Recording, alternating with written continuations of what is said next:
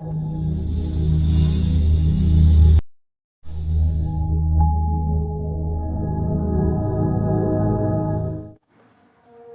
one, put God first. Put God first. Do everything that you think you see, everything that I've accomplished, everything that you think I have, and I have a few things. Everything I have is by the grace of God. Understand that. It's a 40 years ago, March 27th, 1975, it was 40 years ago, just this past March, I was flunking out of college.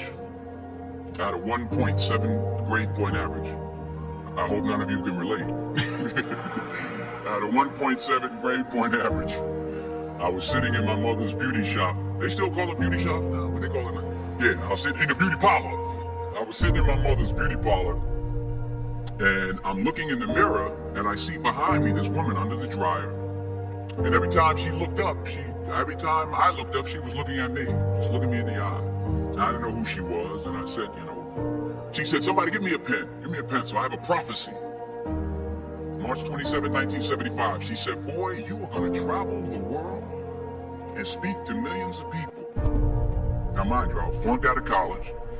I'm thinking about joining the army. I didn't know what I was going to do, and she's telling me I'm going to travel the world and speak to millions of people. Well, I have traveled the world, and I have spoke to millions of people. But that's not the most important thing, the success that I had. The most important thing is that what she taught me and what she told me that day has stayed with me since. I've been protected. I've been directed. I've been corrected. I've kept God in my life, and it's kept me humble. I didn't always stick with him, but he always stuck with me. So stick with him in everything you do. If you think you want to do what you think I've done, then do what I've done and stick with God. Number two, fail big. That's right. Fail big. Today's the beginning of the rest of your life, and it can be very frightening. And it's a new world out there. It's a mean world out there, and you only live once. So do what you feel passionate about. Take chances professionally. Don't be afraid to fail. There's an old IQ test was 9 dots, and you had to draw 5 lines with a pencil within these 9 dots without lifting the pencil. The only way to do it was to go outside the box. So don't be afraid to go outside the box.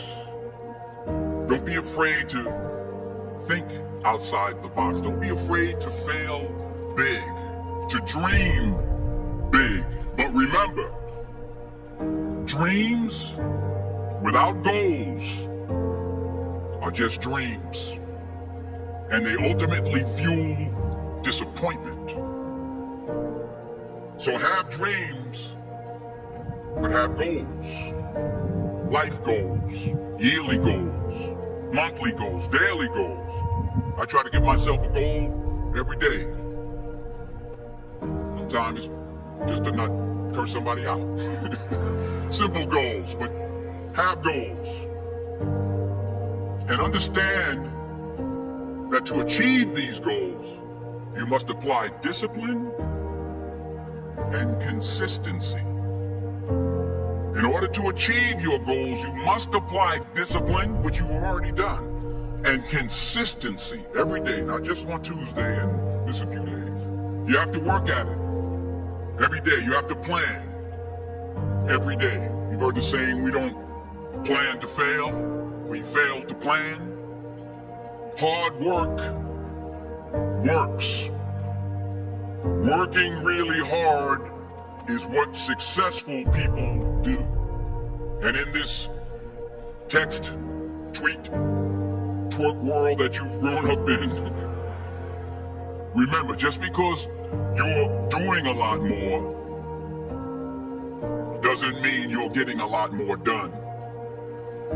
Remember that. Just because you're doing a lot more doesn't mean you're getting a lot more done. Don't confuse movement with progress. My mother told me, she said, yeah, because you can run in place all the time and never get anywhere. So continue to strive, continue to have goals, continue to progress. Number 3, you'll never see a U-Haul behind a hearse. I'll say it again. You'll never see a U-Haul behind a hearse. I don't care how much money you make, you can't take it with you.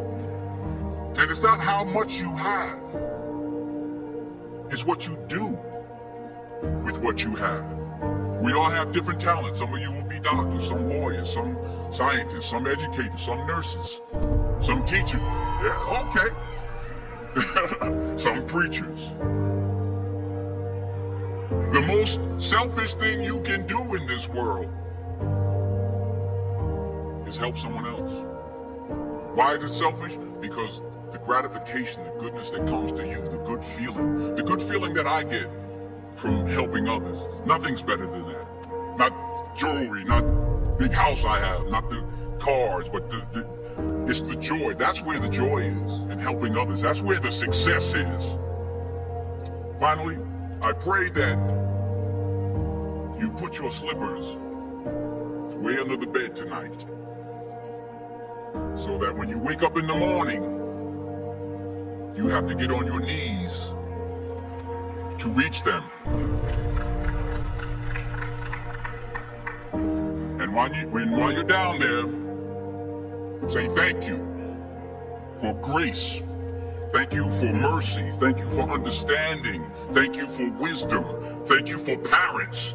Thank you for love. Thank you for kindness. Thank you for humility. Thank you for peace. Thank you for prosperity. Say thank you in advance for what's already yours. That's how I live my life. That's why I am. One of the reasons why I am today. Say thank you in advance for what is already yours. True desire in the heart for anything good is God's proof to you sent beforehand to indicate that it's yours already. I'll say it again.